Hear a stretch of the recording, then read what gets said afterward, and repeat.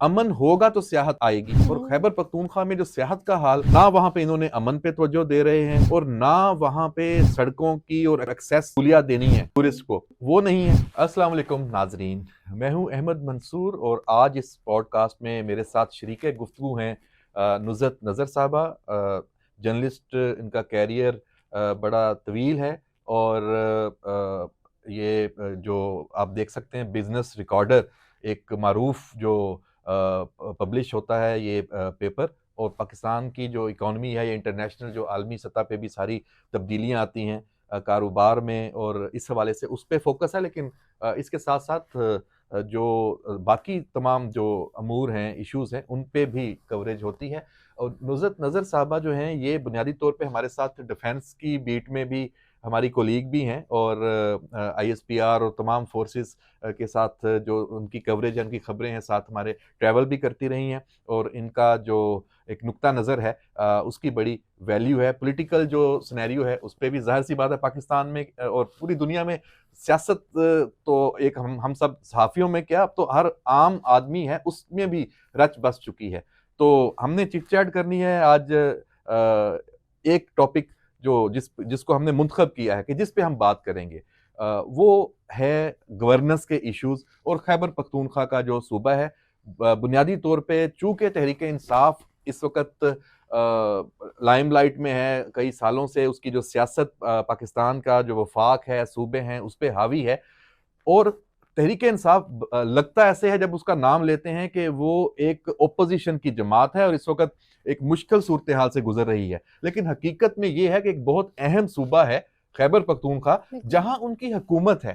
تو ان کی جو ایک بطور اپوزیشن تو ہم سب ڈسکس کرتے ہیں کہ ان کے کیا ایشوز ہیں، تو ان کی جو حکومت ہے اس کا بھی کوئی تنقیدی جائزہ ہونا چاہیے کہ وہ اپنے صوبے میں کیا کر رہے ہیں۔ وہاں تو ان کے پاس اقتدار ہے، وہاں کے تو عوام نے ان کو منتخب کیا، اور کئی سالوں سے یہ ان کا تیسرا ٹینیور ہے ان کا، دیکھیں مطلب 12-13 سال ہو گئے، اور ابھی علی امین گنڈا پور وہ وزیر اعلیٰ ہیں۔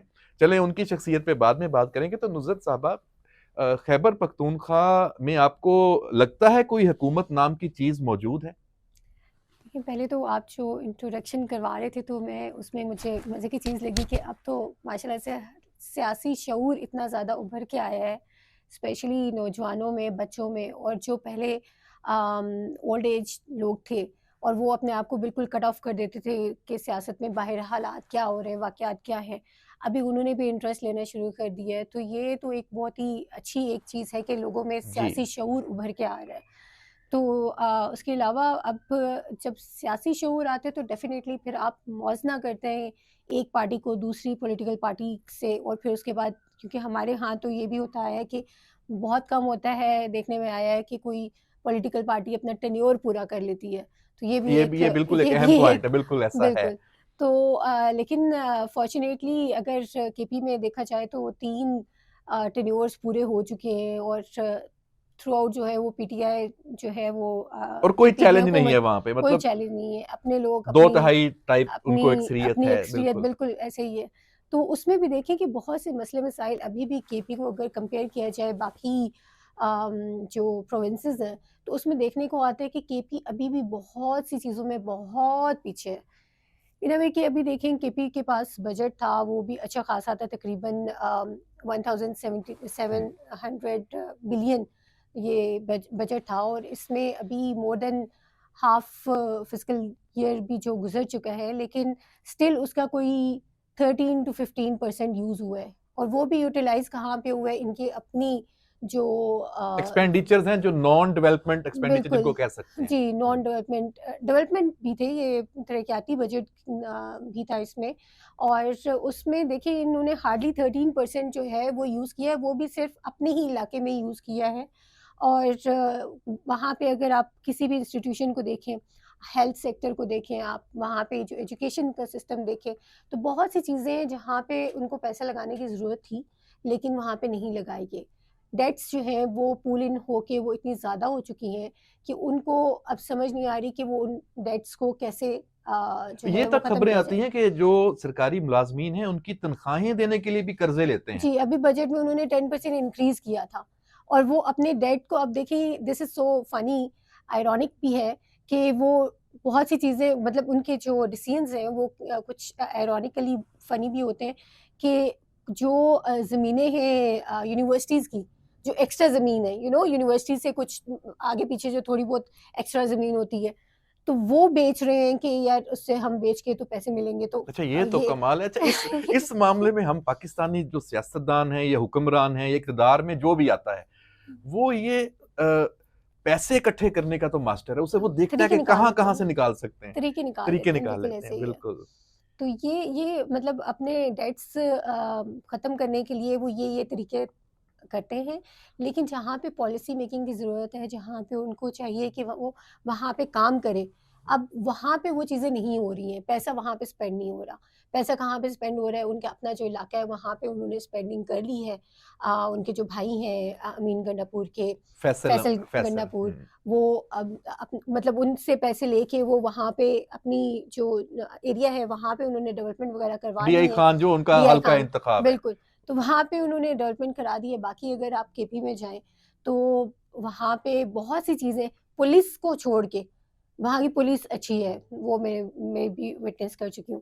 لیکن اس کے علاوہ جتنے بھی آپ سیکٹر دیکھ لیں وہ سارے جو ہے وہ literally they need to do some thing about their policies, اس کی امپلیمنٹیشن اور اس کی ریگولیشن. اچھا یہ بھی ایک عجیب طرز حکمرانی ہے کہ جس حکمران کا تعلق جس علاقے سے ہوتا ہے اس کو باقی پورا جو اپنا صوبہ ہے یا ملک ہے اس کی بجائے وہ صرف اس کا فوکس وہی ہوتا ہے. جیسے اب علی امین گنڈاپور ہیں، یہ ڈی آئی خان سے ہی باہر نہیں نکل رہے. اچھا مزے کی بات، یہ عمران خان جو بانی پی ٹی آئی ہیں ڈیالہ جیل میں، ابھی حال ہی میں چند دن میں ان کی طرف سے بھی یہ بات آئی ہے کہ گنڈاپور کو کہو کہ اپنے حلقے سے باہر نکل آئے. یعنی کہ یہ ایک اوپن سیکرٹ ہے. اس سے پہلے محمود خان تھے وزیر اعلیٰ، وہ سوات سے ہی نہیں نکلتے تھے. دیکھیں یہ ان کو ووٹ لینے کے، ووٹ بھی تو لینا ہوگا نا ان کو، لیکن ان کی پارٹی تو پورے صوبے سے ووٹ لے کے آئی ہے نا. تو وہ لیکن اپنا ان کا وہ دیکھنا ہوتا ہے زیادہ تر. مطلب دس از سو سیلفشنس بھی ہوتی ہے کہ وہ اپنے ایریاز کو بہتر کر لیتے ہیں اور باقی چیزیں رہ جاتے ہیں. نہ صرف یہ کے پی میں ہوتا ہے، یہ ہر جگہ ہی ہوتا ہے، ہم نے وٹنس کی ہے. آپ اگر یہاں پہ بھی دیکھ لیں، چودھری نثار کا جو حلقہ تھا وہ اس میں کافی زیادہ میں نے یہی پورے ملک کی بات کی کہ یہ مطلب یہ ایک ستم ظریفی ہے. اس میں ہر کوئی ایسے، جیسے مسلم لیگ نون پہ بھی آتا ہے کہ ان کا جی فوکس صرف لاہور ہے. اب بھی ہم دیکھ رہے ہیں کہ مریم نواز بڑا ٹریول بھی کر رہی ہیں اور گورننس کے ایشوز کو وہ ایڈریس کر رہی ہیں.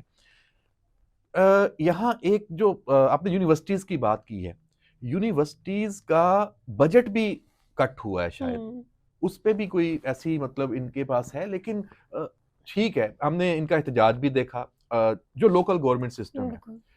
اچھا آپ اگر پشاور میں بیٹھے ہیں، اگر آپ نے دور دراز کے علاقوں پہ فوکس کرنا ہے تو اس کا سب سے جو بہترین ذریعہ ہے وہ لوکل گورنمنٹس کو آپ اسٹرینتھن کریں. خیبر پختونخوا میں مطلب پی ٹی آئی کے منشور میں بھی ہم نے دیکھا کہ بڑا اس پہ وہ کرتے رہے ہیں، لیکن اپنے صوبے میں ابھی تک امپلیمنٹ نہیں کیا. اختیار دیتے ہوئے کیوں گھبراتے ہیں؟ بس یہ دیکھیں پاور میرے خیال میں، مطلب دس از مائی پرسنل اوپینین، کہ پاور کا ایک نشہ ہوتا ہے اور مائکرو لیول پہ جا کے تو وہ اپنی مطلب they want their decision to be implemented rather taking ڈیسیژنس from the people جو کہ ایلیجیبل ہیں، جو کہ تھاٹ پرووکنگ ہیں، جو جن کے پاس ایکسپیرینس ہے کوئی کام بھی، کسی چیز کو بھی حل کرنے کا. تو وہ ان کا یہ ہوتا ہے کہ جب پاور کا نشہ ہوتا ہے تو پھر وہ کہتے ہیں کہ جو ہم کہہ رہے ہیں وہ ہم لے کے چلیں. تو یہ جو لوکل گورنمنٹ کی بھی ہم نے بات کر لی، ٹھیک ہے، تو اس میں اب کوئی سجیشن آپ کے ذہن میں ہو کہ صوبے میں اس طرح حکومتیں ہیں ان کو کیا ہونا چاہیے، اور ساتھ خواتین کے جو ایشوز ہیں اور ان کی جو امپاورمنٹ ہے ایجوکیشن سے لے کے، پھر جو ایک تو روایات ہے نا آپ کے جو کلچرل جو ایشوز ہیں وہ تو ظاہری پتہ ایسے ایک دن میں ٹھیک نہیں ہو سکتا ہے وہ اپنی جگہ صحیح ہوں، لیکن ان کے خلاف جو آنر کلنگ یا ان کے خلاف جرائم ہونا، وہ بڑھنا، یہ بھی تو بڑھ رہا ہے. افسوسناک نہیں ہے؟ بالکل. یہ دیکھیں سب چیزوں کی جڑ کیا ہے؟ آپ کی ایجوکیشن. وہاں کا ایجوکیشن سسٹم جو ہے وہ بہت ہی خراب ہے. اگر آپ ایک یونیورسٹی کے یہاں پہ جو ایک یونیورسٹی ہے، may be we can say کہ کامسیٹس یہاں پہ جو ہے، اور وہ وہیں پہ اگر وہاں پہ کیمپس ہے اس کا، تو ان دونوں کو آپس میں اگر موازنہ کریں تو آپ کو پتہ چلے گا کہ یار یہاں سے بچہ نکل کے تو وہ اس کا کیلیبر کتنا ہے اور وہاں پہ کتنا ہے. دوسری چیز یہ ہے کہ ان کی یونیورسٹی سسٹم میں اسکول میں بھی، کالجز میں بھی، یونیورسٹی میں بھی جتنے بھی بچے ہیں ان کو مینٹلی ان کی گروتھ کے ساتھ، مطلب گروتھ ہونی چاہیے اور کرنی چاہیے، اس کے ساتھ ان کی ایموشنل جو ایک ان کے اندر اتنا زیادہ ایموشنلی وہ چارجڈ ہیں، اس کو بھی تھوڑا سا پریکٹس اچھا میں وہاں لانا چاہیے. آپ یہ تو آپ کا وہاں ٹریول آپ کرتی بھی رہی ہیں، اور آپ ہم بھی ظاہر سی بات ہے پورا ملک دیکھتے ہیں، سارے ملک میں سب رہنے والے، ٹیلنٹ کی تو کوئی کمی نہیں ہے. ٹیلنٹ کی، دیکھیں ٹیلنٹ کی ٹیلنٹ کمی تو میں نہیں ہے. سمجھتا ہوں کہ باقی اگر ملک کے علاقوں سے موازنہ کریں تو خیبر پختونخوا سے جو ٹیلنٹ بالکل جس طرح ہے نوجوان نسل میں، خواتین میں، پھر کھیلوں کا دیکھ لیں، آپ کی کرکٹ ٹیم میں ہر بندے کے ساتھ خان لگا بالکل ہوا ہے، بالکل ٹھیک ہے نا؟ آلموسٹ تو یہ مطلب ٹیلنٹ کی کمی نہیں ہے، ٹیلنٹ کا ایشو ایشو نہیں ہے. لیڈرشپ کا ہے. دیکھیں آپ دیکھیں کرکٹرز کو بھی دیکھیں، بہت سے کرکٹرز ہیں جن کی ایجوکیشن بھی کمپلیٹ نہیں ہے، ٹھیک ہے. کہنے کا مقصد یہ تھا کہ آپ کے وہاں پہ پولیٹیکل سرگرمیوں میں اتنے زیادہ انوالو ہو جاتے ہیں بچے، ایموشنلی وہ اپنے آپ کو ان چیزوں میں اٹیچ کر دیتے ہیں کہ وہ پھر ان کا ہمیں تو یہی سبق دیا گیا ہے، پہلے بھی قائد اعظم نے بھی دیا تھا کہ جو بچے ہیں جو ایجوکیشن انسٹیٹیوشنس میں پولیٹیکل سرگرمیوں سے جو ہے نا تھوڑا سا اجتناب کیا جائے تاکہ پڑھائی پہ فوکس کیا جائے. تو یہ چیز جو ہے وہ امپلیمنٹ کرنے کی ضرورت ہے، نہ صرف وہاں پہ بلکہ آل اوور پاکستان، کہ جب آپ کے ایجوکیشن انسٹیٹیوشن میں آپ کے ملٹیپل گولز آ جاتے ہیں اور وہ بھی پولیٹیکلی ڈریون ہو تو وہ اس کا نقصان بچے کو پڑتا ہے. تو یہ تو ایک جنرل سی بات ہے. بالکل، یہ ایک بڑا واقعی آپ نے ایک صحیح اس کی نشاندہی کی ہے. یہاں ایک تو امن و امان کی صورتحال تو کے پی کے میں اگر ہم اس پہ بات کرنا شروع کریں تو وہ پھر پورے پاکستان کی سیکیورٹی کے ساتھ بھی لنکڈ ہو جاتی ہے. ڈیفینیٹلی پاک افغان بارڈر کے ایشوز بھی ہیں، ٹیررزم بھی ہے، اب تو خارج کے خلاف آئی بی او سیکیورٹی فورسز کے بھی چل رہے ہیں، لیکن ایک جو عام جو جرائم ہیں، جو امن و امان کی جس کو صورتحال کہتے ہیں، وہ بھی وہاں بہت ڈیولپ ہوتی جا رہی ہے. ٹارگٹ کلنگز کے حوالے سے بھی، اغوا برائے تاوان کے حوالے سے بھی، اور یہ روبری اور اس طرح کی. حالانکہ ان علاقوں میں پہلے یہ اس طرح کی چیزیں نہیں ہوتی تھیں. اب یہ ٹورزم اسپیسیفک ایریاز ہیں.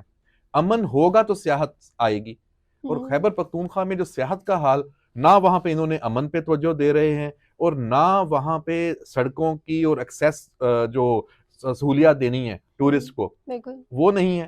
میں آپ کو اگر بتاؤں کہ جو آپ کوہستان سے لے کے اس کو تو چھوڑ دیں، آپ سوات جس کا یہ بہت زیادہ پرچار وہاں کمراٹ خان صاحب بھی گئے تھے، اور وہاں جانے کی آج بھی جو روڈ ہے نا، آپ کو جیپ سے جانا پڑتا ہے، جیپ سے بھی آپ اللہ اللہ کر کے جائیں گے.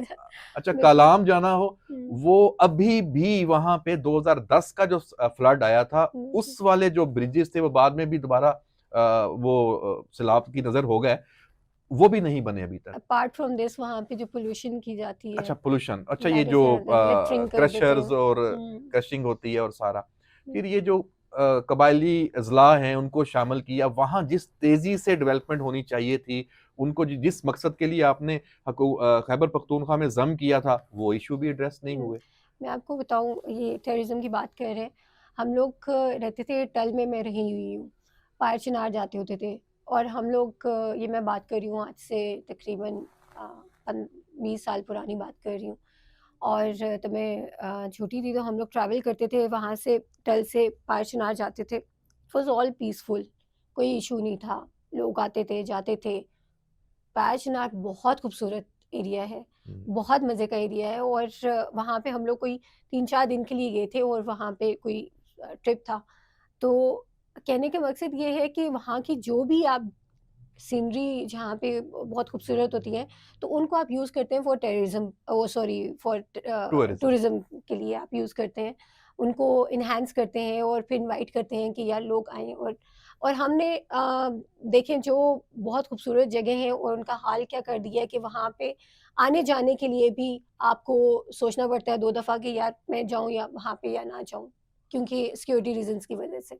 اور وہ بھی اس کے علاوہ آپ جتنے بھی آپ نے بھی ابھی ذکر کیا کہ ہم لوگوں کے جو مین ٹورزم کے جو علاقے ہیں ان میں اب ایک تو سیکیورٹی وائز ایشوز ہیں، اس میں دوسرا یہ ہے کہ وہاں پہ روڈ نیٹ ورک نہیں ہے، روڈ نیٹ ورک نہیں ہے، وہاں پہ فیسلٹیز نہیں ہے، اور کوئی اچھا سسٹم بھی نہیں ہے کہ جہاں پہ ہم کہیں کہ یار اگر وہاں پہ کوئی لوگ 10-15 لوگ چلے جائیں اور پھر وہ واپس آئیں اگلے دن وہاں پہ سارا چیزیں جو ہے نا وہ سیٹ واپس ویسی کر دی ویسی کی جائیں. ویسی بالکل. پھر ایک سینس ہم لوگوں میں بھی نہیں ہے جو جاتے ہیں اور آتے ہیں اور اپنا انجوائے کر کے آتے ہیں اور پھر اس کو ہاں وہ کہتے ہیں نا وہ اپنا کچرا تو کم از کم اٹھا کے آئیں. ہاں کلینلینس مطلب کا وہ خیال نہیں رکھتے. خیال تو نہیں رکھتے. بہت سے فیکٹرز ہیں جو کہ مل ملا کے اس کو ایک لیکن یہ جو آپ نے پارا چنار کی صورتحال کی بات کی، کتنا خوبصورت علاقہ، آپ وہاں گئی بھی ہیں، لیکن ابھی اس کی صرف ایک منفی پکچر ہے پوری دنیا کے سامنے، ہم سب کے سامنے، کہ بالکل جیسے وہاں تو سوائے بد امنی کے اور کچھ بھی نہیں ہے. وہاں موت جو ہے وہ اس کے سائے ہیں.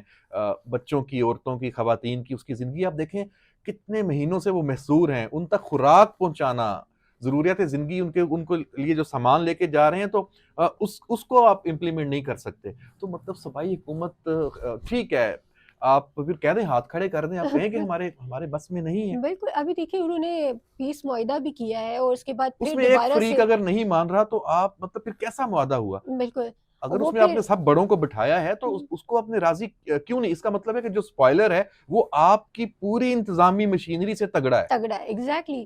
مطلب اگر دیکھا جائے تو آپ کو پہلی تو بات یہ ہے کہ جو وہاں کے ایشوز بتائے جاتے ہیں، ایک تو ہم لوگ بہت جلدی ہوتی ہے چیزوں کو ہم لوگ کر دیتے ہیں، آبجیکٹیفائی کر دیتے ہیں کہ یار وہاں پہ سیکٹریزم کا ایشو ہے، وہاں پہ یہ ایشو ہے، یہ ایشو. لیکن جو مین چیز ہے اگر وہ وہاں کے جتنے بھی لوگ ہیں بیٹھ کے ایک معاہدہ کرتے ہیں اور وہ سارٹ آؤٹ کرتے ہیں اور پھر اس کے بعد اس پہ امپلیمنٹیشن نہیں ہوتی. امپلیمنٹیشن کرنا کس کا کام ہوتا ہے؟ جن کا امپلیمنٹیشن کرنا کام ہے، ناظرین، ہم اس وقت جب یہ اپنی گفتگو کر رہے ہیں وہ اس وقت بھی اڈیالہ میں بانی پی ٹی آئی سے ملاقات کر رہے ہیں، علی امین گنڈا جی. وزیر اعلیٰ. اب دیکھیں یہ ہے اصل پرابلم. فوکس پرائیورٹیز کیا ہے؟ نہیں ہے. اب بس صرف لوگوں کو ایک خاص سائڈ پہ لگا کے رکھنا اور دشمنی بنا کے رکھنا سیاست میں، جو اپنا آبجیکٹو ہے، اصل کام ہے، اس پہ کوئی توجہ نہ دینا، یہ بہت افسوسناک صورتحال ہے. بالکل تو اس میں میں سمجھتا ہوں کہ جو ہم دوبارہ کبھی اس نشست میں بیٹھیں گے، گفتگو کریں گے، تو ہم اوورآل جو پاک افغان بارڈر اور یہ جو ہماری ڈیفنس ریلیٹڈ، سیکورٹی فورسز سے ریلیٹڈ جو ایشوز ہیں، یہ خارج کے خلاف آپریشنز ہیں، اس کو ہم الگ سے کبھی ڈسکس کریں گے، کیونکہ یہ پھر سارا ایک بڑا وہ ہو جائے گا، ایک لینتھی، وہ تو ہمارے جو آڈینس ہیں ان کے بھی صبر کا ہم نے امتحان نہیں لینا. تو میرا خیال ہے کہ اس کو یہاں پہ وائنڈ اپ کرتے ہیں اس نوٹ کے ساتھ کہ گورننس کے جو ایشوز ہیں یہ بظاہر بہت چھوٹے چھوٹے لگتے ہیں، لیکن اصل میں جو کوئی صوبہ، کوئی علاقہ اور کوئی ملک، اس کی جو تباہی کی بنیاد ہے وہ بیڈ گورننس سے ہی جنم لیتی ہے. تو آج کی اس گفتگو پہ اپنا فیڈ بیک ضرور دیجیے گا. نصرت نظر صاحبہ کا بہت شکریہ کہ ہمیں انہوں نے جوائن کیا اور انشاءاللہ آئندہ بھی ہمارے ساتھ شریک گفتگو رہیں گی. اجازت دیجیے. اللہ حافظ.